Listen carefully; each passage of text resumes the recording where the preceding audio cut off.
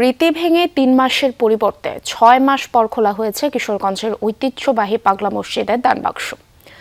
সকালে মসজিদের ১৩টি লোহার দানবাক্স খুলে ৪৩ বস্তা টাকা পাওয়া যায়।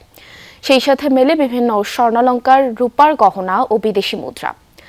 টাকা গণনার কাজে অংশ নিয়েছেন মসজিদ কমপ্লেক্সে অবস্থিত মাদ্রাসা ও এতিমখানার শিক্ষক শিক্ষার্থী, রূপালী ব্যাংকের কর্মকর্তা কর্মচারী সহ ৬ শতাধিক মানুষ। এদিকে মসজিদের ডিজিটাল মাধ্যমে দানের পরিমাণ সম্পর্কে জানানো হবে সন্ধ্যায়। এর আগে গত বছরের ২৭ ডিসেম্বর খোলা হয় মসজিদের দানবাক্সগুলো। সেবার প্রায় ১২ কোটি টাকার নগদ অর্থসহ মেলে স্বর্ণালংকার।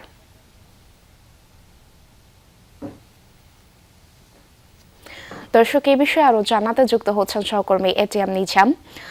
নিজাম, এবারে রীতি ভেঙে ৬ মাস পর দানবাক্স খোলা হলো, এর কারণটা কি এবং টাকা গণনার কার্যক্রম ঠিক কখন নাগাদ শেষ হতে পারে? গত ২৭ ডিসেম্বর এর আগে পাগলা মসজিদের দানবাক্স খুলে টাকা গণনা হয়, তখন মিলে ১১ কোটি ৭০ লাখ টাকা। তো পরবর্তী সময়ে নির্বাচন উত্তর পরিস্থিতি, ওই অঞ্চলে বুরু ধান কাটার উৎসব এবং বন্যাজনিত কারণে এবার বিলম্বিত হয় ওই টাকা গণনার কাজ।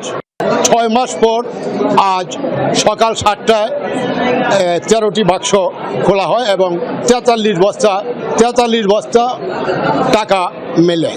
এখন পর্যন্ত গণনা চলতেছে।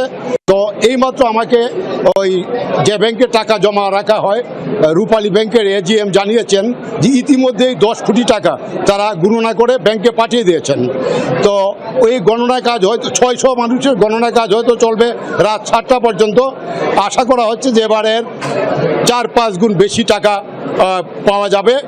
আর ইতিমধ্যেই যদি আমি একটু দেখাই, আপনি দেখছেন যে এখানে অসংখ্য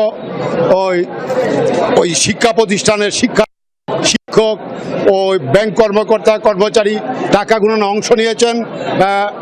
এখানে নিরাপত্তার দায়িত্বে রয়েছে পুলিশ, বিজেপি,